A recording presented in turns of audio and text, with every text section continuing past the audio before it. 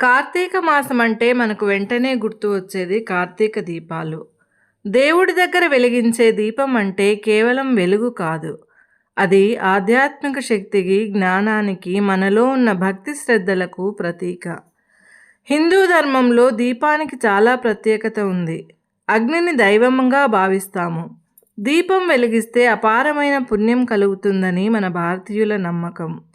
అజ్ఞానమనే చీకటిని తొలగించి జ్ఞానమనే వెలుగును మనలో నింపమని భగవంతుణ్ణి ప్రార్థించడం దీపం వెలిగించడం యొక్క ముఖ్య ఉద్దేశం. ఈ కార్తీక మాసంలో దీపాలు వెలిగించడంతో పాటు దీపదానం చేస్తే దీర్ఘాయుష్షు, అష్టైశ్వర్యాలు, శుభ ఫలితాలు కలుగుతాయని కార్తీక పురాణం తెలియజేస్తుంది.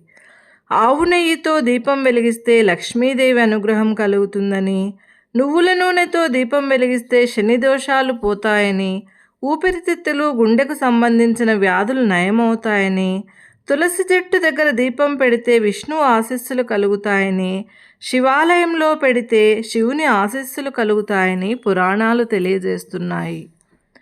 దీపం వెలిగించిన తరువాత పఠించాల్సిన శ్లోకం. దీపం జ్యోతి పరబ్రహ్మం దీపం సర్వతమోపహం దీపేన సాధ్యతే సర్వం సంధ్యాదీపం నమోస్తుతే. దీపం యొక్క జ్యోతి పరబ్రహ్మ. దీపం అన్ని రకాల అజ్ఞానాన్ని, చీకటిని తొలగిస్తుంది. దీపం ద్వారా సమస్త కార్యాలు సిద్ధిస్తాయి. సంధ్యా సమయంలో వెలిగించే దీపానికి నమస్కరిస్తున్నాను. శుభం కరోతి కళ్యాణం ఆరోగ్యం ధన సంపద శత్రుబుద్ధి వినాశాయ దీపజ్యోతి నమోస్తుతే. ఏ దీపజ్యోతి అయితే శుభము, మంచి, ఆరోగ్యము, ధన సంపదలు మనకు ప్రసాదిస్తుందో, చెడు తలంపులను దూరం చేస్తుందో ఆ దీపజ్యోతికి ప్రణమిల్లుతున్నాను. సర్వే జనా సుఖినో భవంతు.